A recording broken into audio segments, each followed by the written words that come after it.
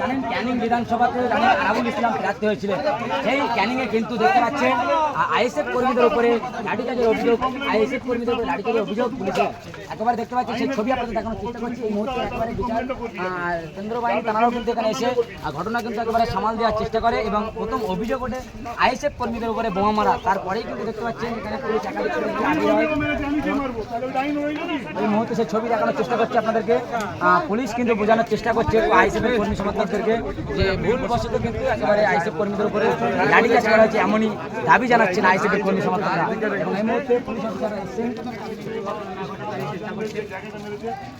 দেখতে পেলেন তার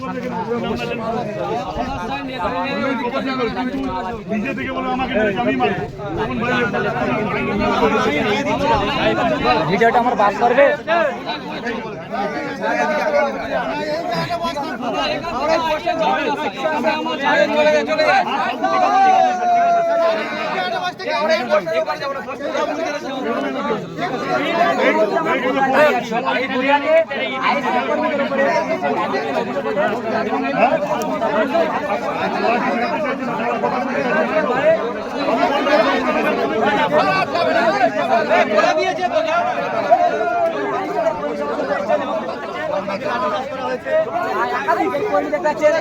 লাঠিচার্জ করা হয়েছে এমনই অভিযোগ উঠছে এবং এখনো 2-4 জন আগে কিন্তু হাসপাতালে নিয়ে যাওয়া হয়েছে রক্তাক্ত অবস্থায়। এমনটাই বার্তা আসছে এবং পুলিশ কিন্তু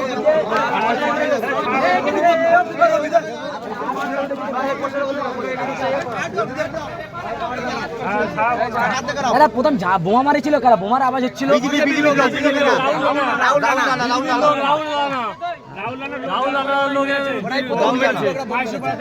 তারপরে কি এই উত্তপ্ত এলাকা পুলিশ কি চাইছিল, পুলিশ কি করেছে? পুলিশ বিজেপির হয়ে কাজ করছে, বিজেপির হয়ে কাজ করছে। এই মুহূর্তে এটা কোথায় দাদা? এটা আমাদের বোদরা অঞ্চল। কিসের জন্য এত জমায়েত?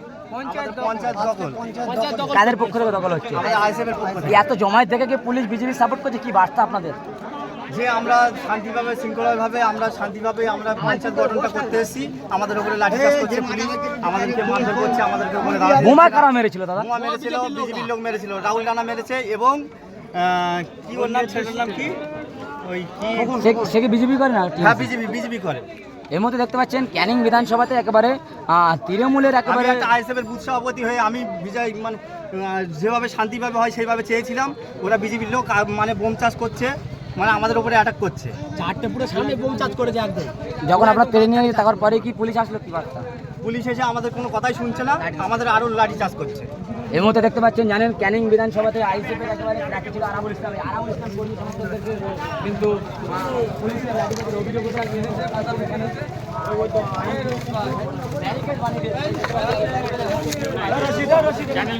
থাকার কিন্তু অভিযোগ উঠছে। কি বললেন দাদা? এত জমায়েত